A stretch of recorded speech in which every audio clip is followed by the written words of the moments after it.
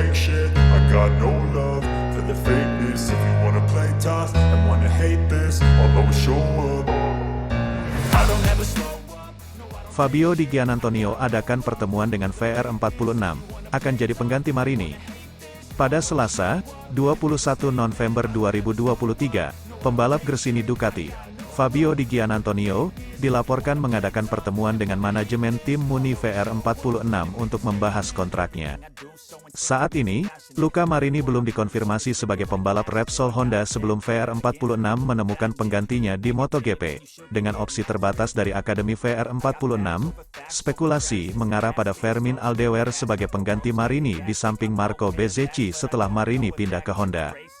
Ada kemungkinan bahwa Fermin Aldewer dapat menjadi pilihan utama, meskipun belum ada konfirmasi resmi dari Repsol Honda tentang kepindahan Luca Marini. Jika Aldewer memilih untuk tetap di Oto-Oto, maka Fabio Di Giannantonio mungkin memiliki peluang untuk tetap berada di MotoGP, terutama jika kesepakatan dengan Aldewer tidak terwujud, maka bisa dipastikan Fabio Di Giannantonio akan berlabuh di tim besutan Valentino Rossi yakni Muni VR46 Racing Team. Sebagai pembalap Italia, Di Giannantonio akan tetap menggunakan motor Ducati jika kesepakatan tercapai, yang dapat dianggap sebagai skenario terbaik untuk tim milik Rossi. Dengan kemenangan yang diraih di Qatar semakin menguatkan dirinya akan bergabung bersama Muni VR46 Racing Team. Di sisi lain, Aldewer, pembalap Spanyol berusia 18 tahun yang telah dikaitkan dengan kursi kosong Honda sebelumnya, muncul sebagai favorit untuk bergabung dengan tim Muni VR46. Negosiasi antara tim dan Aldewer telah dimulai, dan jika kesepakatan tercapai, Marini dapat pindah ke Honda menggantikan Marc Marquez, sementara Aldewer akan bergabung dengan tim Muni VR46 menggantikan Marini. Luca Boscoscuro, pemilik tim Speed Up, yang juga terlibat dalam proses ini, meminta kompensasi untuk melepaskan kontrak Aldewer yang berlaku hingga 2024. Meskipun VR46 memiliki opsi alternatif, termasuk Di Giannantonio sendiri, kesepakatan dengan Aldewer mungkin tidak akan terwujud. Kita harus menunggu pengumuman resmi menjelang GP Valencia karena semua tim membutuhkan kepastian secepatnya agar pembalap mereka dapat mempersiapkan diri untuk uji coba pertama di Valencia. Perkembangan selanjutnya akan menjadi topik menarik untuk diikuti dalam dunia MotoGP.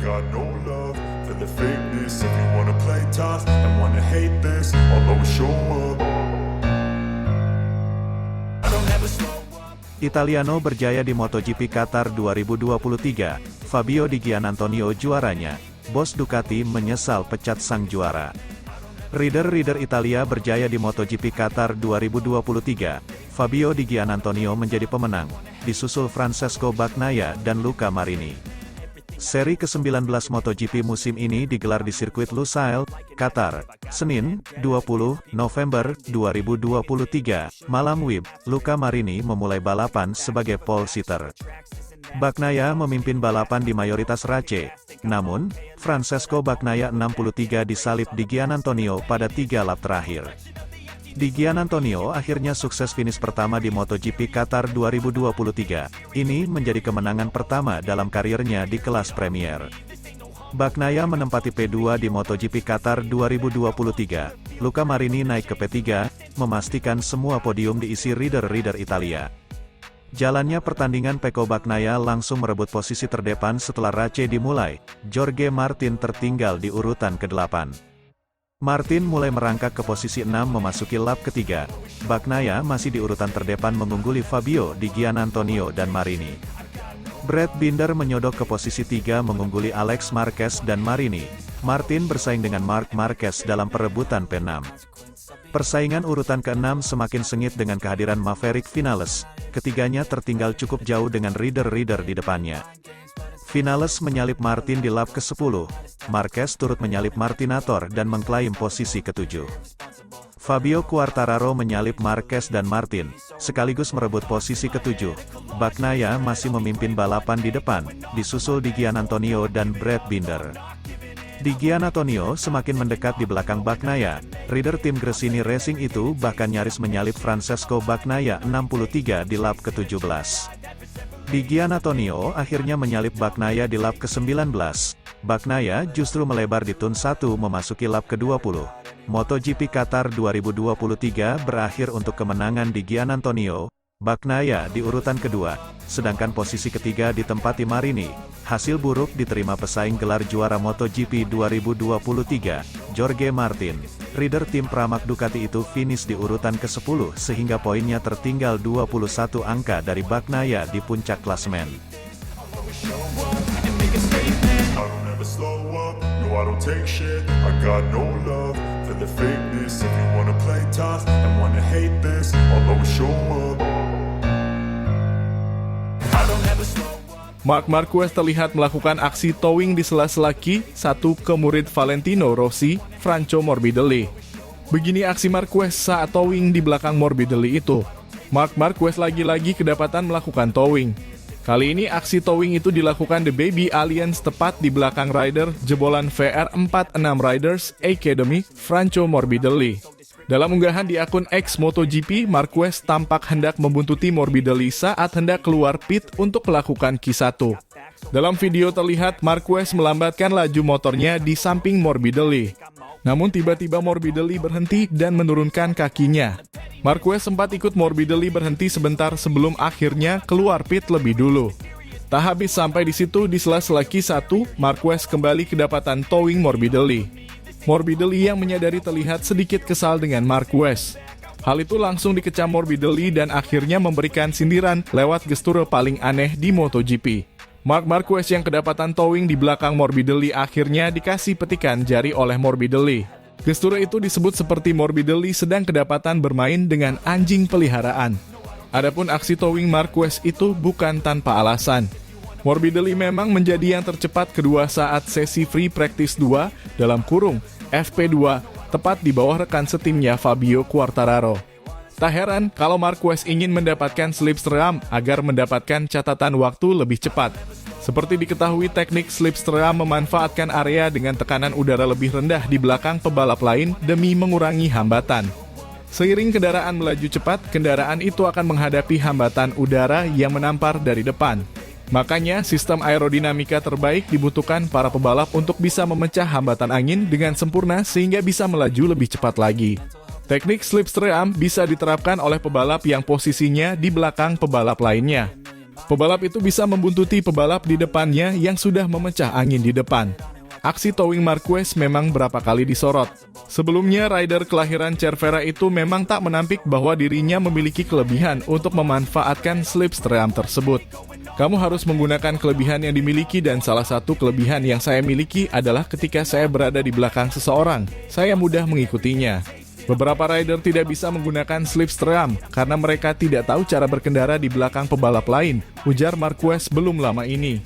Sayangnya aksi towing Marquez di Q1 MotoGP Sepang tak berbuah manis. Beberapa menit jelang Q1 berakhir, dia tersungkur di gravel dan tak dapat melanjutkan sesi tersebut. Alhasil dia tak bisa menembus Q2 dan harus puas memulai balapan dari posisi ke-20. Morbidelli pun tak bisa lanjut ke Q2 lantaran hanya menjadi tercepat kelima di sesi Q1. Dengan demikian Morbidelli bakal memulai balapan dari posisi ke-15. I don't take shit, I got no love for the fakeness. If you wanna play tough and wanna hate this, I'll always show up.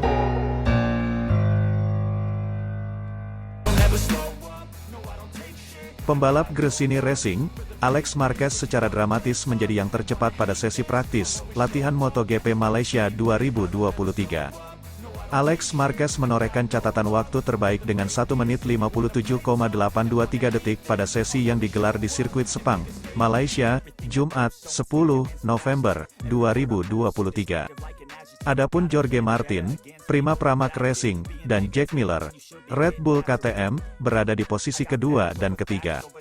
Sesi praktis dimulai, Marc Marquez langsung menjadi yang tercepat dalam percobaan pertama dengan catatan waktu 1 menit 59,515 detik. Awal yang cukup baik bagi Marquez karena mengalami peningkatan daripada sesi pagi hari yang hanya membukukan waktu 2 menit 01,110 detik. Adik Marc Marquez, Alex Marquez tak mau ketinggalan unjuk gigi di sesi praktis yang baru berjalan 10 menit. Dia mengambil posisi teratas dengan raihan 1 menit 58,705 detik. Sementara nasib kurang baik kembali dialami pembalap Aprilia Racing, Alex Espargaro setelah motornya terbakar pada sesi FP1. Espargaro terjatuh di tikungan 1 karena mengalami low side crash. Adapun Fabio Quartararo ikut memanaskan persaingan dengan berhasil menembus posisi 3 besar. Peningkatan juga dialami pemenang GP Malaysia musim lalu, Francesco Bagnaia berhasil naik ke posisi 5 besar usai hasil kurang baik didapatnya pada sesi FP1. 20 menit berjalannya sesi, Jorge Martin kembali menunjukkan tajinya untuk mengambil alih posisi teratas. Martin baru mencatatkan waktu tercepat setelah melalui 8 putaran dengan 1 menit 58,523 detik. Apes bagi Alex Espargaro yang harus terjatuh untuk kedua kalinya pada sesi praktis kali ini. Dia mengalami low side crash di tikungan 9. Tersisa 20 menit, pembalap Aprilia, Maverick Vinales merangsek ke posisi 3 besar dengan menggusur Marc Marquez. Adapun posisi Bagnaia masih belum aman karena mulai banyak pembalap lainnya yang berhasil menembus ke 10 besar. Brad Binder yang akhirnya berhasil mengkudeta posisi pertama milik Jorge Martin. Momen itu tak berlangsung lama, Binder kembali turun usai Fabio Quartararo melesat dengan catatan lap 1 menit 58,399 detik. Binder tak mau kalah, dia langsung mempertajam catatan waktunya untuk kembali menjadi yang tercepat sementara dengan 1 menit 58,310 detik. Persaingan semakin memanas di 10 menit terakhir, Alex Marquez menjadi yang teratas lagi dengan catatan waktu 1 menit 58,227 detik. Sementara Alex Espargaro benar-benar kesulitan usai harus terjatuh untuk keempat kalinya pada sesi praktis. Dramatis di sesi flying lap terakhir, Martin menunjukkan kecepatannya untuk kembali menjadi yang teratas dengan catatan lap 1 menit 57,997 detik. Di saat Martin hampir menjadi yang tercepat, posisi teratas berhasil dikudeta Alex Marquez lagi. Alex Marquez akhirnya menjadi yang tercepat 1 menit 57,823 detik. Adapun Marc Marquez harus keluar dari zona aman 10 besar.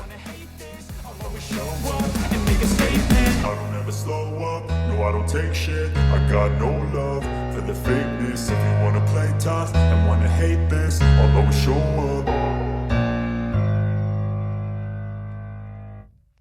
I don't ever slow up, no I don't take shit. Kehadiran Marc Marquez ke Gresini Racing yang merupakan tim pelanggan Ducati dinilai akan membawa dampak pada musim depan.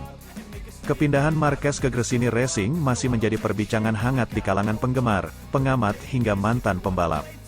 Pembalap berjuluk Baby Alien tersebut mulai musim 2024 mendatang sudah resmi tidak menjadi bagian dari Repsol Honda lagi. Marquez menjadi keluarga besar Ducati dengan membalap untuk Gresini Racing dengan kontrak selama 1 musim. Keputusan peraih 8 gelar juara dunia itu untuk pindah tidak bisa dilepaskan dari situasi Honda saat ini. Tim pabrikan asal Tokyo, Jepang tersebut masih belum mampu mengembangkan RC213V menjadi lebih kompetitif lagi. Berlabuhnya Marquez ke Gresini Racing juga menjadi sorotan Andrea Iannone yang baru saja menuntaskan masa hukuman kasus doping. Rider asal Italia itu juga akan menjadi joki motor Ducati bersama tim Gulliven untuk ajang World Superbike, WSBK, musim depan. Di sela-sela persiapan menghadapi musim depan, The Maniacio memiliki pandangan sinis terhadap Marquez.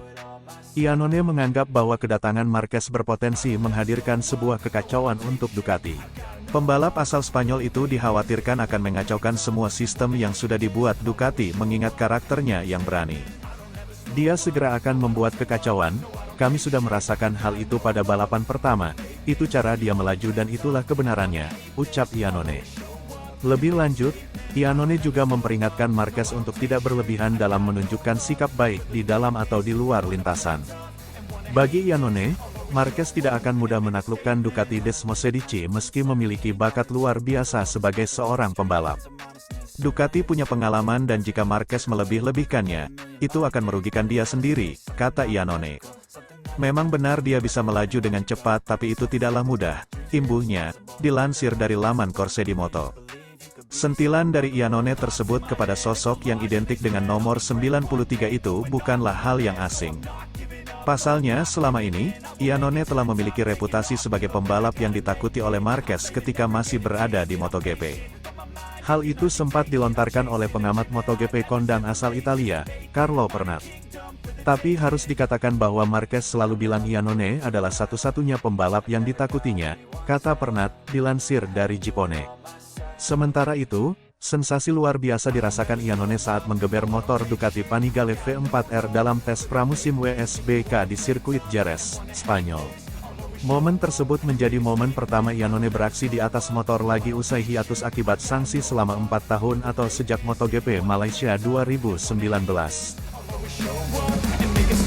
I don't ever slow up, no I don't take shit. I got no love for the fakeness. If you wanna play tough and wanna hate this, I'll always show up.